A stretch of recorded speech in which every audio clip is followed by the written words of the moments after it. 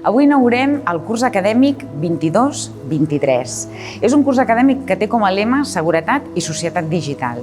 I ho té perquè tots els cossos operatius de seguretat pública de Catalunya han d'avançar-se, han de preveure i han de conèixer en profunditat en quina societat vivim, que és una societat digital. I, per tant, tenim molts reptes de futur que l'Institut, com a centre de coneixement i de recerca en qualsevol d'aquests àmbits, els ha de poder facilitar perquè, com a ciutadania a Catalunya, ens sentim segurs.